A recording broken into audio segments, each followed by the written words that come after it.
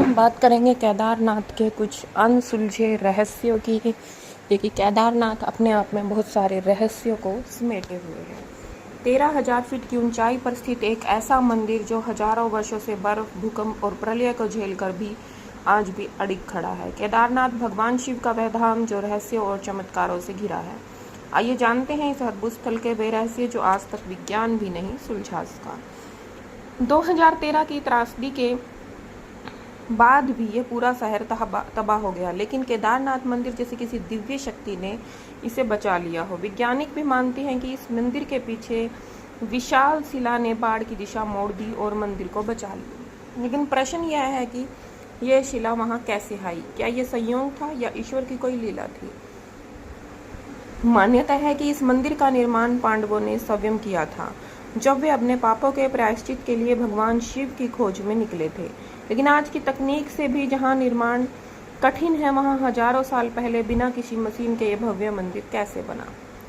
हजारों फीट की ऊंचाई पर बर्फ लगातार गिरती है, लेकिन हैरानी की बात यह है कि केदारनाथ की छत पर बर्फ नहीं जमती। ऐसा क्यों होता है? क्या ये पत्थरों की बनावट है? क्या ये पत्थरों की बनावट है या फिर कोई गुप्त ऊर्जा जो मंदिर की रक्षा करती है? स्थानीय लोग बताते हैं कि मंदिर के आसपास कई गुप्त गुफाएं और सुरंगें हैं जो हिमालय की गहराइयों तक जाती हैं। कहते हैं कुछ साधु इन गुफाओं में वर्षों से तप कर रहे हैं और बिना भोजन पानी के भी जीवित है। यह महज मान्यता नहीं है, कई बार लोगों ने इन्हें देखा भी है। केदारनाथ का शिवलिंग सामान्य शिवलिंगों से बिल्कुल अलग है। वह पीछे की ओर झुका हुआ है और मान्यता है कि स्वयंभू यानी भगवान शिव यहाँ स्वयं प्रकट हुए हैं। वैज्ञानिक दृष्टिकोण से भी इसकी बनावट और संरचना आज तक शोध का विषय बनी हुई है।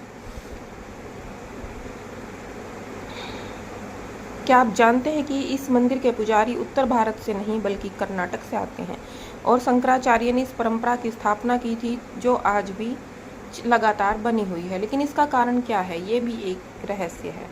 मंदिर के पीछे ही स्थित है महान संत आदि शंकराचार्य की समाधि। मान्यता है कि उन्होंने अपनी देह त्याग इसी स्थान पर की थी।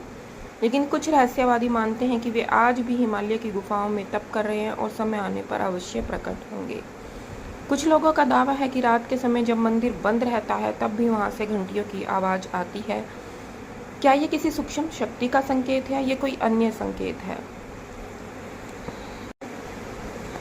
केदारनाथ मंदिर के ऊपर कई बार रात के समय या तड़के यानी कि सुबह सुबह एक हल्का नीला या सफेद गोल प्रकाश मंडराता हुआ देखा गया है। कई श्रद्धालु कहते हैं कि जब वे ध्यान या मंत्र जाप करते हैं तब अचानक मंदिर के शिखर के पास आकाश में चमकता हुआ ये प्रकाश दिखाई देता है। यह प्रकाश कुछ पलों के लिए होता है और फिर धीरे धीरे विलीन हो जाता है।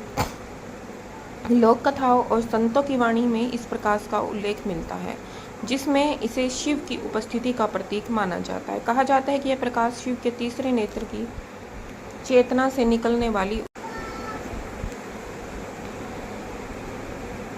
जो कभी कभी दिखाई देती है। केदारनाथ मंदिर परिसर में प्रवेश करते ही कई लोगों को तनाव से मुक्ति, शांति की अनुभूति और मनोबल में वृद्धि महसूस होती है। कुछ साधु और योगी कहते हैं कि यहाँ की ऊर्जा इतनी शक्तिशाली है कि केवल यहाँ बैठकर ध्यान करने से ही वर्षों की साधना का फल मिल जाता है। केदारनाथ मंदिर एक विशेष भूत चुंबकीय क्षेत्र पर स्थित है जिसे पावर स्पॉट भी कहा जाता है। यहाँ की चट्टानें और वातावरण उच्च आवृत्ति वाली तरंगें उत्पन्न करते हैं जो मानव के मस्तिष्क को प्रभावित करती हैं। वैज्ञानिकों का मानना है कि हिमालय के क्षेत्र में कुछ विशेष स्थानों पर प्राकृतिक विद्युत चुंबकीय क्षेत्र की तीव्रता सामान्य से अधिक है।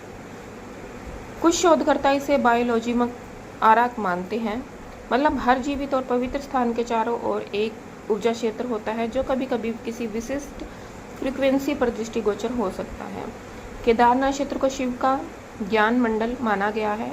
यहाँ की ऊर्जा सीधे आज्ञा चक्र और सहस्त्रार चक्र को प्रभावित करती है। कुछ योगियों का मानना है कि शिव स्वयं यहाँ अपनी सूक्ष्म उपस्थिति में वास करते हैं। जब कोई अंतिम श्रद्धा या ध्यान की स्थिति में होता है वह दिव्य प्रकाश उसके सामने प्रकट होता है।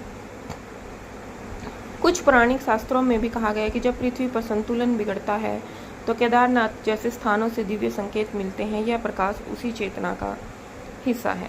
दिव्य प्रकाश और रहस्यमय ऊर्जा केवल आंखों से देखने की चीज नहीं है, ये अनुभूति है, आस्था है और शिव की उपस्थिति का अटल प्रमाण है। अगर आपको हमारी वीडियो पूरी तरह से पसंद आई या फिर आप चाहते हैं कि इस तरह की वीडियो हम और भी बनाएं, तो हमारे चैनल को लाइक करें, शेयर करें और सब्सक्राइब करना ना भूलें। जय शिव शंकर।